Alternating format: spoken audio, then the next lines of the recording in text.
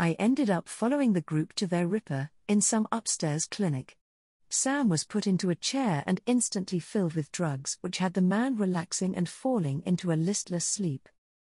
"Thanks again," Bishop said to me, as we all watched the Ripper go over Sam, scanning and looking him over. "It was fun. Don't get to sneak into a corp office like that very often," I said simply before looking at the older man. His eyes hidden behind a set of glasses might give him some protection, but I could see the relief in them even so. Still, it was an emergency job. I tried a few others but everyone told me no. So thanks. We all appreciate it. It was a job and I said yes. I offered and grinned as I looked at all the XP alerts. It's not like I wasn't double dipping here.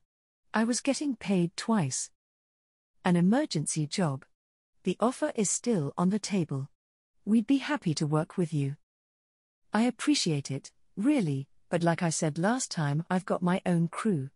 I shrugged as I pushed off the wall I'd been leaning against. This was fun. Feel free to call me if you need some help, but I'm not really a joiner. Later, Bishop. Motoko. He waved goodbye back and I headed out.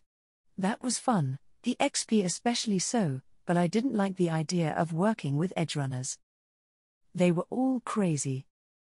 I jumped onto my Kusanagi and started driving, not sure where to go. I wasn't sore anymore, after a sneaky Macstock on the drive over, but I felt a bit mentally tired. Training all morning followed, by doing some music work, only to get called into a rush job. It had been a busy day. I headed home. Even if traffic was rough once again.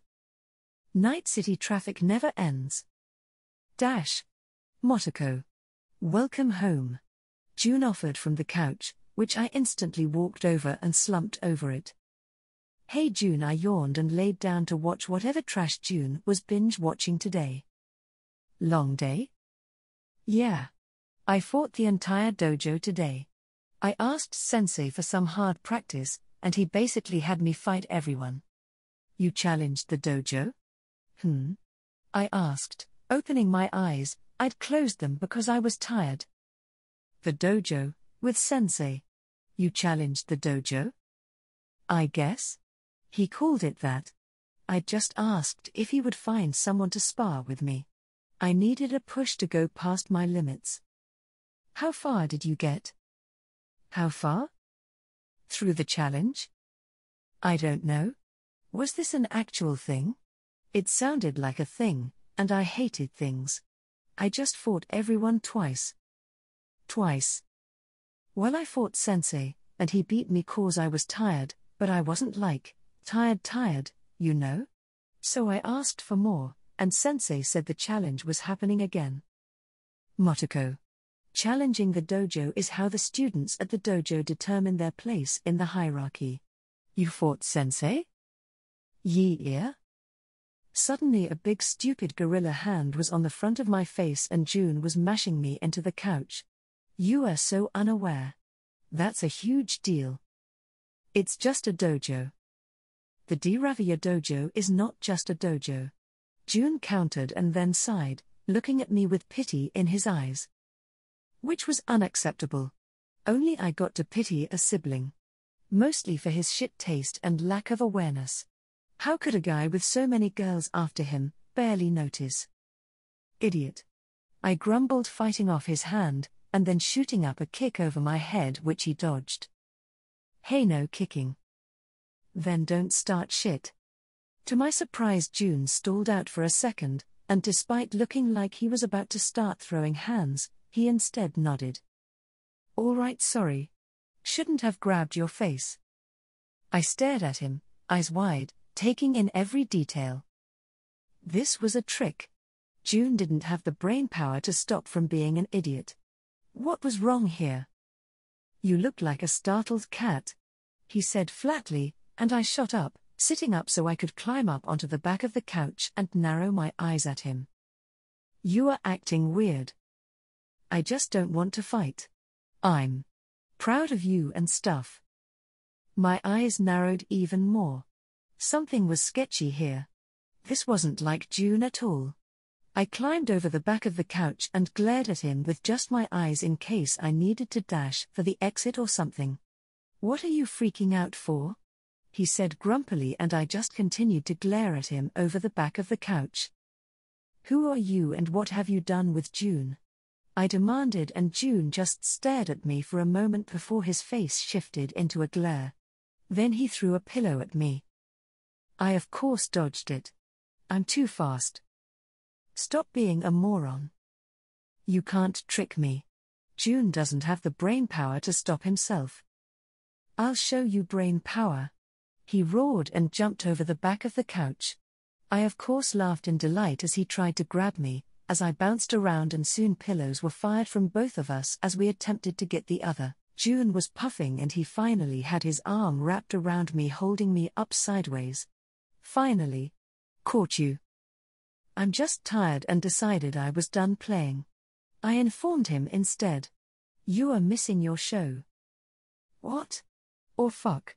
I wanted to see this episode, Motoko." "Don't blame me. Just rewatch it. It's not a recording. This is a new release." "Uck. Then just find a copy of it." "I wanted to watch it now," June yelled, and then slumped and dropped me on the couch and grumbled a bit as he headed for the kitchen. "Uck, fine. I guess it was my fault." "All right, fine. I'll go get you a recording of it. Just chill." I stood up and headed out. Stupid June, this was totally his fault, and not mine at all. Satisfied?" I asked as I yawned and really wanted to go get my 8 hours. "Very. Thanks, Motoko. Even if it was your fault I missed the show," June added because he was a butt. I just ignored him and rolled over on the couch. "Going to sleep now." And then did just that. Closed my eyes and set myself for 8 hours. I blinked awake, and noticed the sunlight coming in through the curtains. I had a blanket over me. June must have wrapped me up. I stretched and yawned, feeling so much better. Sensei would expect me over again. Well, fuck that for now. I didn't feel like fighting the entire dojo, especially since June had hinted there was more than just letting me get some training in. Seriously, why does everyone have to make things more complicated than they needed to be? I just wanted to sword fight people without it being like a thing. I looked around and noticed June's boots were at the door, so he was still home. Yeah, breakfast sounded good. I quickly got dressed and headed out, jogging a bit to find a ramen stand and getting enough for 2 before heading home. Things felt normal in Night City today. No unusual amounts of random shots echoing off the buildings, and people were moving around and acting normally. So no gang war, or random issue popping up. I carried my bowls of ramen home and up to the apartment. "June. Breakfast." I called out as I dug in, and soon enough June, blinking sleepily, stepped out of his room, hair completely sticking up on one side, making me snicker, but chose not to tease him as he flopped down and started eating. It was a quiet breakfast for a while until June opened his mouth. "Motoko, you shouldn't eat so much ramen, it's not good for you."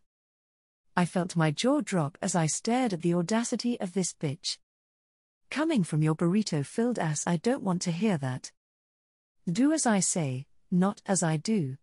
I've achieved wisdom," he said sagely, and considering how much I was tempted to dump the rest of my ramen on his head. I think his sage wisdom was a bit more lacking than he expected. But I wanted to eat my food, so I just ignored him and finished slurping up my noodles. I should get some more songs ready. I've been playing with a few different tunes, but most of them are half finished. I tossed my trash, and grabbed my guitar and prepped my music box. "Going to work on a new song?" June asked, with a smile, and I scoffed, before nodding. Yeah. I was. Well, I was invited to lunch with all the dojo guys after I fought all of them, and it made me. Well, listen to this. I didn't have everything finished, but I started the music box for some of the backing track, and pulled up the guitar. "All my friends are heathens, take it slow." I started singing, and gently tapping the chords. The snare and drums kicked in, but still lightly, as I got into the groove. I didn't have the drum track finished, but, if I did this, and this I could keep playing and just loop some of it. But after all I've said, please don't forget. I hit the drop and stopped. Hold on, I said as the music stilled. I rushed into my room and found my carnage. Emptying it out, I brought it out. Motoko? It's empty. Let me restart that section, I told June, as the drums kicked back in, and I started singing again. But this time on the drop. I cocked the carnage, the heavy mechanical grinding noise of a carnage came through very clearly, and I nodded. Yeah, the carnage was definitely the instrument of choice for the cocking noise. You might be one of us. I crooned out the last lyric, as everything went silent. That came out pretty well. Of course, I still need to actually record all the tracks. The drums could use an actual drum set. I might need to get a few hours at a studio to clean it up, but the new Delusia had a much throatier purr that just sounded so much better than my old guitar. June, though, was quiet, and as I looked up from my stuff to see him, I saw him leaning back and trying to look cool. What's with you? That's gonna be my song from now on. It's my song. I denied him instantly. Nope. I'm stealing it. It totally fits me. He argued, and I resisted smacking him over the head with my carnage that was still in reach. You aren't nearly cool enough for that song. Watch me. He taunted, and I just scoffed and flipped him off instead. Before we could actually start fighting any further, a knock at the door had both of us looking up. I'll get it, June offered before I could say anything, and since I still had my guitar over my shoulder, I couldn't just bounce past him to open it.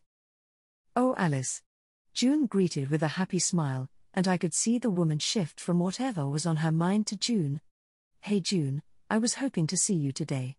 But I'm here to talk to your sister, she admitted, a bit embarrassed, and June just smiled and opened the door for her. Alice, I greeted a bit awkwardly, as I realized this was that thing. The band thing. I heard you playing. Sounded preem, she offered as she walked over and awkwardly took a seat after a moment. You thought about things? The band thing. Band thing? June interrupted, and I was actually thankful, because this was super awkward. After the last gig. It didn't go well. No, I mean, the music was good. Motoko knows how to play, but violent hemorrhage is on life support. The band is falling apart. So, after I heard Motoko play a solo performance, I asked her if she wanted some backup. We can play her songs and stuff. Jared and Klein are good on drums and bass, and I can sing well. I can play guitar. Oof. That catch was rather telling, wasn't it? I ran a hand through my hair, trying to avoid the atmosphere. I really didn't want to deal with this. Well, that sounds great. Motoko is super talented, but she's been trying to do everything on her own. She'll need an actual band to play. And Alice, you and your band are great. Sorry to hear you guys are going through some scop, June offered sympathetically, and Alice soaked up the sympathy like a flower soaking up water. Which was nice for her, but didn't really fix things for me. I'm not sure I really want to do the band thing, June. It's awkward. You are shy about the weirdest things. June instantly shot back, and I felt my hackles rise up. I'm not shy. I'm an awesome badass. Look how cool I am. I waved at myself. June looked me up and down, then snorted. I was reaching for my carnage to start beating a dumb brother's head in when Alice spoke up. I think I get it. It took a long time before I decided to turn my music into a career. Before that, I just played and sang for myself and my family. But if I can say, Motoko, you obviously love it. Playing music, getting up on stage. I don't know if I do love it, I denied, but the girl's knowing look was hitting a bit too close to home.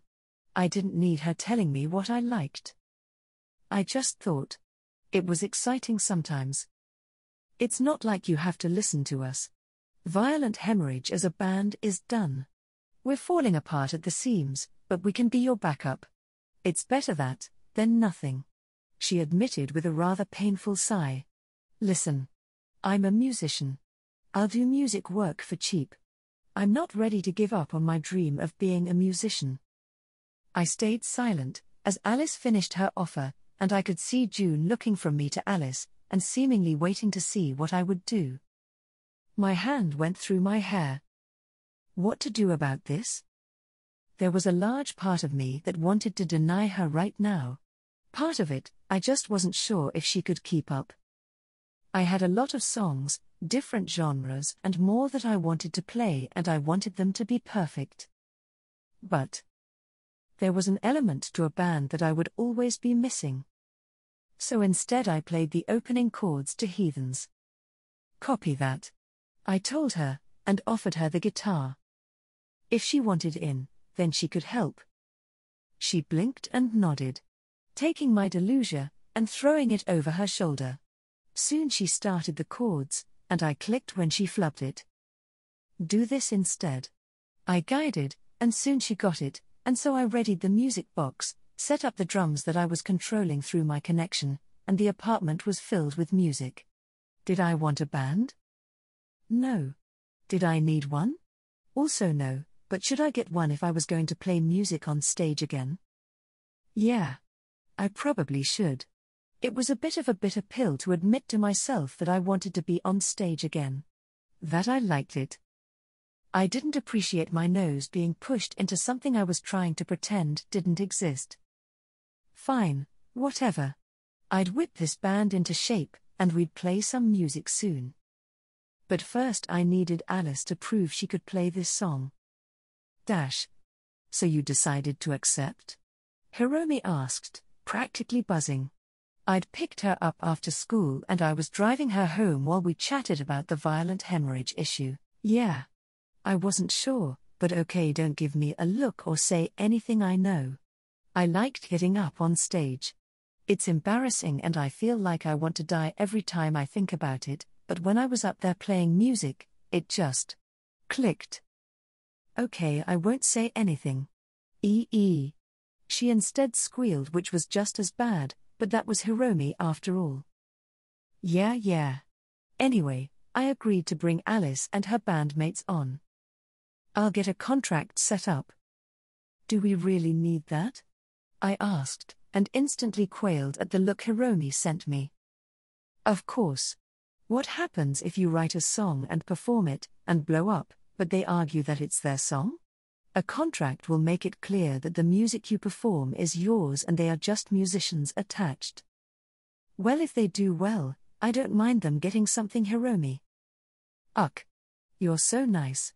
Fine, I'll make sure they get something, but they still won't be able to claim the copyrights. That stays with us. Us? I asked, smirking as I stopped at a light and looked Hiromi over. Of course. As your manager, I'll be in charge of handing out the copyrights to new businesses looking for your music, Hiromi said, eyes twinkling and a distant look in her eye. Pretty sure she wasn't even thinking about the here and now, but was instead drooling about all the eddies she'd make in the future through business deals. That's my Hiromi though. So I rolled my eyes and focused on the drive home. We'll need to have a meeting. So they can all get on board, Hiromi said out of the blue, and I just hummed, corpos were gonna corpo. I'll message Alice about it. I accepted. My eyes flashing as I sent off a text to do just that. I got a message back really fast. She says she's good now. The whole band is with her. Excellent. Tell them. No, we should make them meet us someplace. She muttered, and it took me a second to realize why she'd said that. Hiromi, this isn't some mega corporate deal. It's Alice and a couple of street rocker boys. She looked at me for a moment or two before nodding. Right. No point in needing an advantage, we already have all of the advantages anyways. Sure, Hiromi, whatever helps you justify it. Want to stop and get food? Oh yes, I clicked onto the comm call we were all using as I looked away from rechecking the scope. Check in. All clear. Nothing here either. Same as before. I nodded and continued to scan the area. It was Section 9's work day, and we'd gotten a bit of a different gig than normal. Fujimura was our client this time. Apparently a few too many of his shipments of product had been hit, a bit too routinely. Shipments of drugs, of course, but I was doing my best not to think of that. Either way, he'd wanted a group off the TC radar, as he suspected another internal issue. Basically he thought he had a mole, so he was doing the old tell different people different things trick. Rebecca and Hiromi were across the street, hanging out inside a shop, snacking and chattering away. Malcolm and Ichi were both in vehicles. Ichi was in his box truck, and set up down one side of the street, and Malcolm in an old beat-up clunker was down the other. If there was an attack they'd either block the street, ram them, or just start shooting. While I was sniping, 100 feet off the ground, dangling upside down from a walkway between two buildings. I had planned on something a bit closer to the ground, but honestly, this was the most out-of-sight location to snipe from. Blending in among the shadows of the bottom of the walkway, I side-eyed the strap that was my fail-safe. Luckily there was a bunch of piping under this thing that I could cling to, and strap myself into. Hanging by my legs from some old electrical conduits wasn't the most comfortable thing, but no one could argue that I wasn't in the most literal Overwatch position of my life. Far down below was a row of street shops, including the TC's little drug operation. It was quiet. I reached over to the bag I'd carried up here, and fiddled around without looking away from the ground, grabbing a soda. I'd been up here for a while, so as I'd learned from the few other times I'd done any sort of Overwatch stuff. Bring snacks. My eyes narrowed as I stilled. We've got movement. Hiromi, get secure. I listened as everyone confirmed and moved to their positions. A trio of Tiger Claw vehicles had just pulled in, but Fujimura had been very clear. No one should be arriving here unless they were the traitor. I quickly checked my scope, and took a few pictures through the amplified image and sent them to Fujimura. Motoko, movement, and people. Fujimura, they are traitors, take them out. Fujimura, where are you taking this image from? I ignored his question as I realized I wasn't in position, hand not on my rifle, and holding a can I couldn't easily get rid of. Well, actually, I took aim. This wouldn't be an easy shot. Narrowing my eyes, tightened my legs to keep myself stable and fired my shot. The Nicola went flying through the air, freeing my hand, as I adjusted and brought up the Nekomata. Malcolm and Ichi would be moving into position, while Rebecca opened her bag with her HMG she would be opening up with from across the street. I took aim. Then adjusted a bit so I could watch the can. Come on. Come on. I whispered, waiting as it sailed down and smacked into the ground at one of the idiot's feet. Fuck. Okay, it was fine, no one would ever know. I took aim, charged my rifle and fired. The Nekomata slug nearly instantly smashed into one of them from above. 500 XP gained. I shifted and fired again. 500 XP gained. The rest scattered, but Rebecca was soon joining in, and the tigers took cover from her, meaning that they were easy pickings from me. We didn't take long to clear them out. One of them jumped into his Xion, escaping from Rebecca's HMG by driving as erratically as he could until he came back up onto the street. I tracked him the whole time. Nekomata on target just waiting, and then Malcolm was there slamming into the side of the Xion. Honestly, that was a bit of a mistake probably, that Xion would be good loot. But Malcolm opened up with his Shingain and I watched the smart rounds battered into the damaged glass, and then, well, considering the car just sort of drifted until it hit a post from there, Malcolm got him. Nice. Check in. I called out just to make sure. I'm fine. Not even a scratch. Rebecca and Malcolm called out, and Hiromi and Ichi both checked in just after. Great. I'll let Fujimura know, let's lock our loot down. Ichi, bring in the truck. I'll be down soon, I said as I looked around my little hidden space. Grabbing my little bag, I put it on my back and tightened it down while strapping the Nekomata down a bit more as well. Then I slipped out, hanging 100 feet above the street by my hands. I slowly monkey gymmed my way down towards the building, and then slipped onto the small ledge at the end, and used that to slide along until I could jump fully onto the walking path. I adjusted my neck gogs, so I could ignore the people that were looking down over the side to try and find out where the gunfire had been coming from. Ignoring the gasps, I turned and headed into the building where I had already set up an elevator access key. Not long after a quiet ride down to the ground level, I met up with everyone. To my irritation, NCPD actually showed up. To my relief, Hiromi was already throwing paperwork at them, and the two cops, seeing the carnage, didn't look very interested in pressing into things. I walked past, to meet up with Hiromi, getting a bit of a startled jump out of one of the officers as they hadn't noticed me approaching from behind. "Got everything here?" I asked, and Hiromi nodded. "Yes, everything is in order. NCPD are just verifying," she offered with a smirk, and I knew she would be fine. Hiromi had done a ton of paperwork in setting up Section 9 as a merc company. The fact we had actual paperwork and weren't just a group of street kids meant we were already a step ahead of the norm. Walking over, I caught up to Rebecca, who was keeping an eye on Hiromi, but hiding her HMG under a small barrier so the cops wouldn't notice it. "Everything good?" she asked me, and I nodded. "Yeah, Hiromi has got it. How's cleanup?" "Not great. The cops got here quick. We didn't manage to get the good stuff just yet. Malcolm and Ichi managed a few chips, and the weapons. We might lose the vehicles." "Maybe." I agreed and walked on, to check on the boys. Both of them were sitting in the back of Ichi's truck, and I noticed a pile of boxes and things stacked up just behind them. "What's behind the boxes?" "Nothing.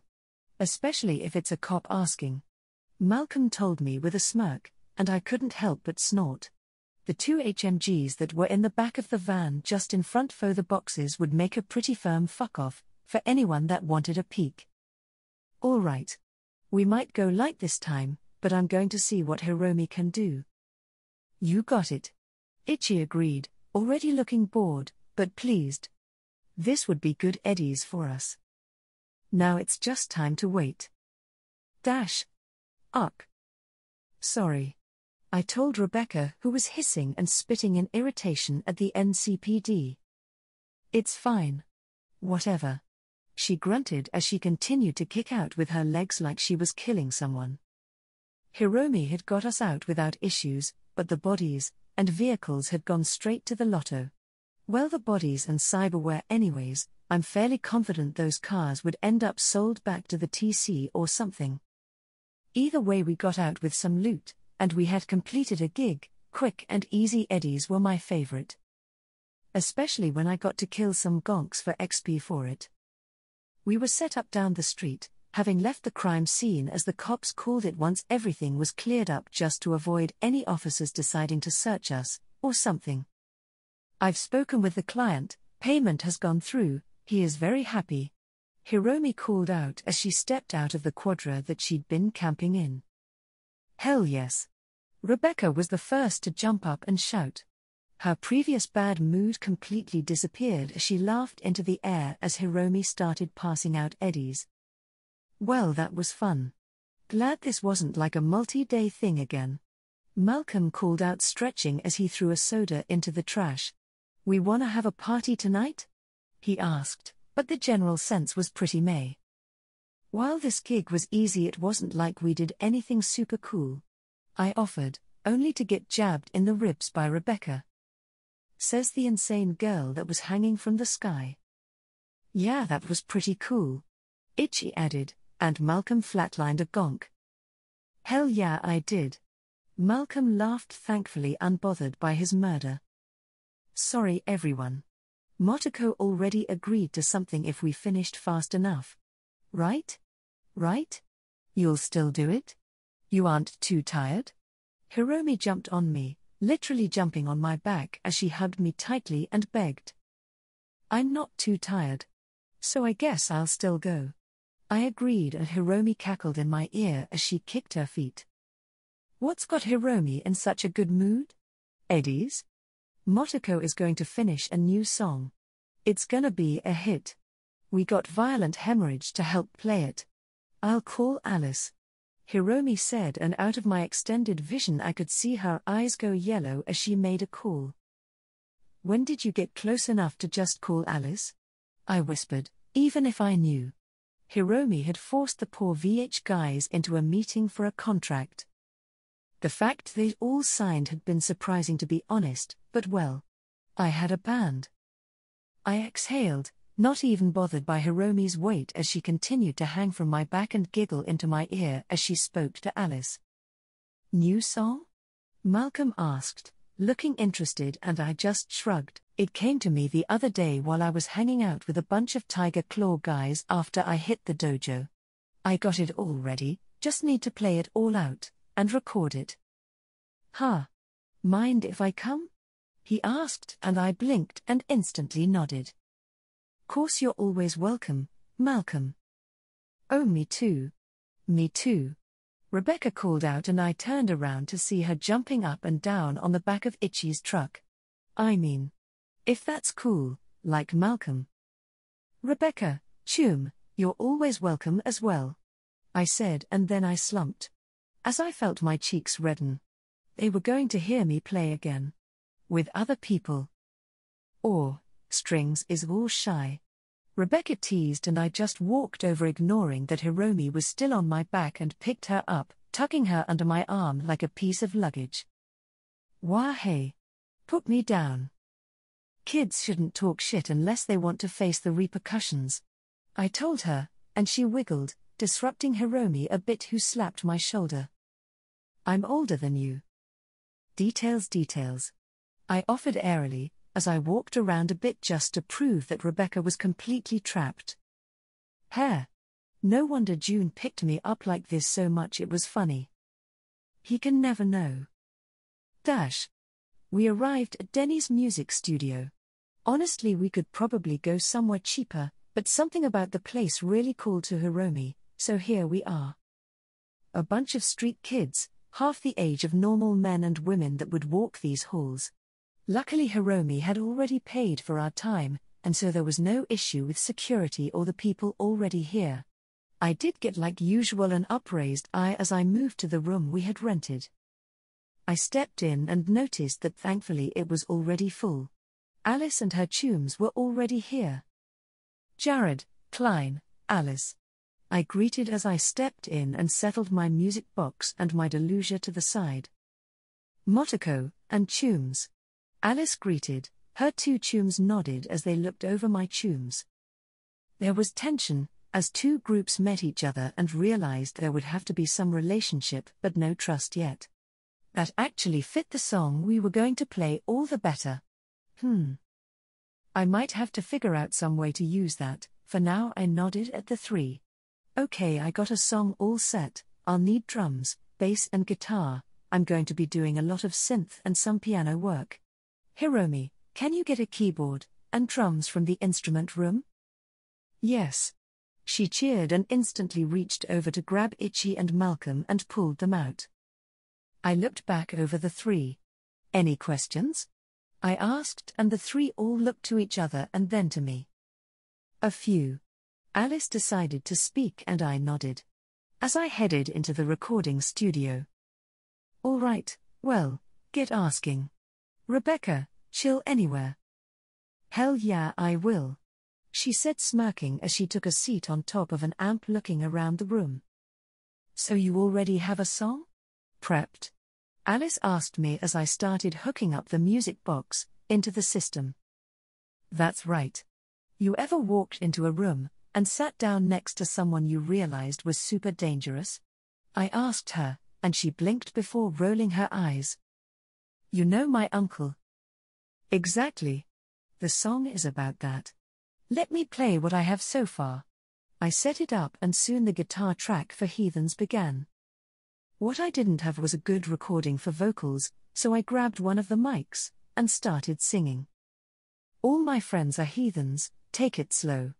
I crooned, going through the first stanza along with the guitar track, before stopping, as Malcolm was carrying in a drum set and I went to help him. That's definitely a sound. Not quite my usual. Klein said to me unmoved and I shrugged. The song is already done, I just need to play it. You guys wanted a job, so you're saving me some time, that's all. I explained and the three all looked at each other. And we're okay with that. Hiromi already talked about Eddie's, so we're in. Cool. I said, smirking as I looked over the three. Listen, I get this is a bit out of the usual for you, it is for me too. So, we're just here to test things out. See how it goes. Not for us, Motoko. Alice said, and I looked up at her in surprise. This is serious for us. All three of us are musicians first and only. We need work, and we need a band. For us? This is as serious as it gets. She said, looking at her chums who nodded in agreement with her. Well. Okay. I said a little lamely, looking at Rebecca, who just snorted at my look. Actin' all shy again, Strings? Shut up. I hissed at her, before sighing, as Hiromi got back. Hiromi, I forgot, can you grab the carnage out of the trunk of the Quadra? Go ahead and unload it first. The carnage? Hiromi asked, and I nodded. Yep. The carnage was a real piece of shit, grinding and grating when it was pumped. Klein started setting up the drums. Thankfully we all got to work, and soon it was time to start making music. Klein on drums, Jared on bass, and Alice taking main guitar, while I did synth and vocals. It was weird. All right. We're going to get the drums down first, let's start on the opening. I started and basically guided Klein on what I wanted. It took a few times, but he was competent enough to get started.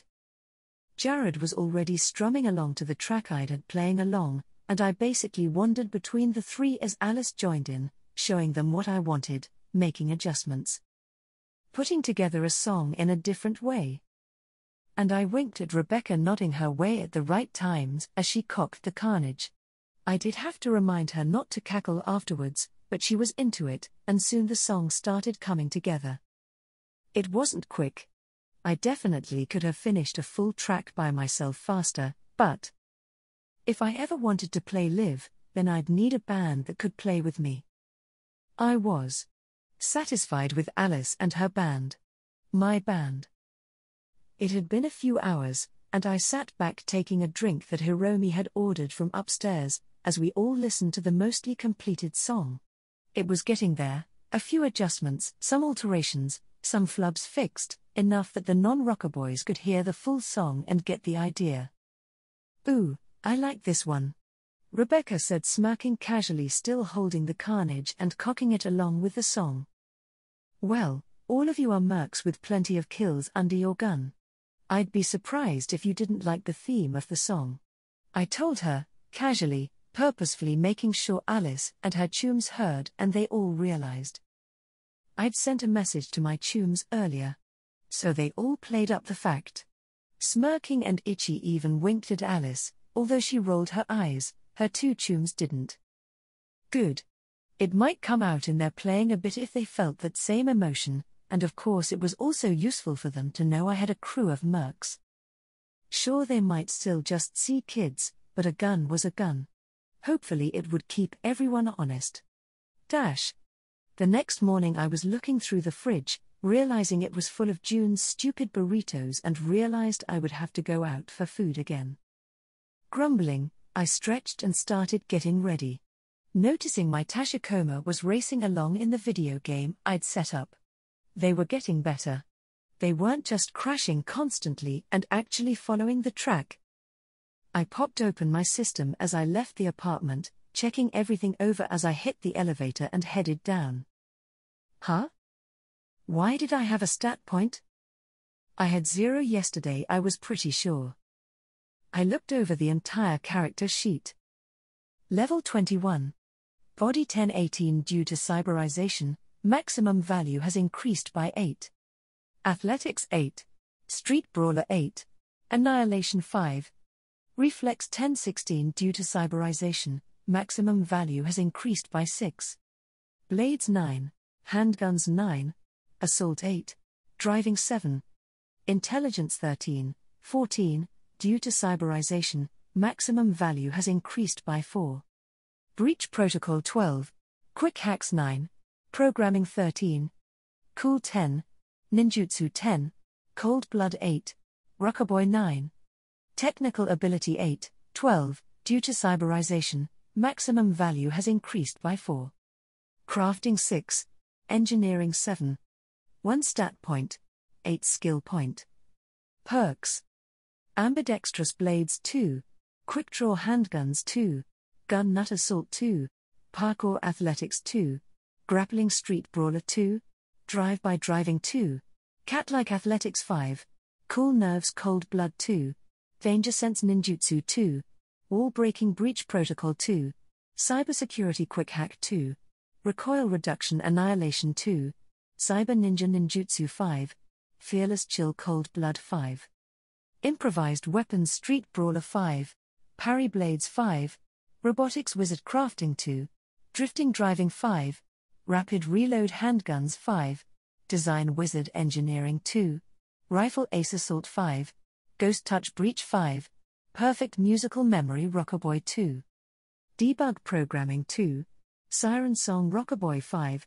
Hacking Wizard Quick Hacks 5. Inspired Programmer Programming 5. AI Whisperer Programming 10. Slam Fire Annihilation 5. Enduring Builds Crafting 5. Robotics Engineering 5. Strong Breach Protocol 10. Ninja Running Ninjutsu 10. Cyberware. Arasaka Corporation Cyberdeck Shadow MK.4 Adaptation Shadow MK.400. Kuroshi MK1 Adaptation Kuroshi MK1 half. Militech Condor Adaptation Militech Condor 5/5, 1 stat point redeemed. Arasaka Smart Link System. Adaptation Smart Link 00. Arasaka X-Disc Adaptation X-Disc 00. Militech Armalite Ballistic Guard Adaptation Ballistic Guard half. Serrano Air Groove Ankles Adaptation Serrano Air 11. More titanium bones, shoulders, back, and ribs. Plus legs, pelvis, and ribs. Adaptation Titanium Bone 02. Biotechnica Muscle and Bone Lace Adaptation Muscle and Bone Lace 00. Arasaka Order Neural Link MK3 Adaptation Order MK 3.5. Dinala Sandevistan MK.2 Adaptation Dinala Sandevistan 2/4. Near the end I finally saw it. A shift in adaptation, and a little message next to my condors. Point redeemed. Huh?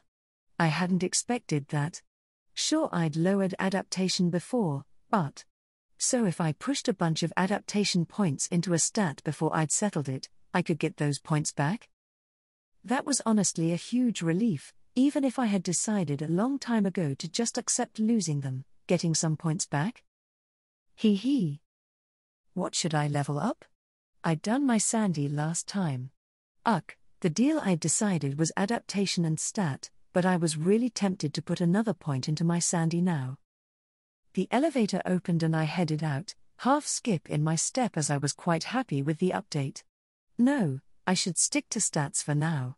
Besides, I had a lot of stats maxed out without using a stat point. Do I level intelligence, or start pushing another stat beyond 10? I instantly looked at cool, but unfortunately, I didn't have any of the cyberization for cool to go beyond 10 anyways. My eyes drifted to the small HUD that I had for my Kuroshi. It was pretty early, but Vic would be awake by now. Did I want to go on a new cyberware hunt? I sighed and shook it off. No. I would need more stat points for more adaptation for that. What I needed more than anything was cold hard numbers. The idea sent a thrill up my spine. Numbers? Numbers I could do. I dropped the point into intelligence. Enjoying the nice 14 number listed. I had plenty of skill points, and I could easily pump up my net running now, even programming could go up. But more importantly, I had a lot of netrunning stuff I'd been putting off, including the IP of an old server I could explore, and the netrunning arena, which I'd been basically ignoring for a bit. I'd been planning on focusing on my blades for a bit, but well, this was fine too. Let's get some lunch, and bug one of the tombs to come watch over me. Time to dive into the net.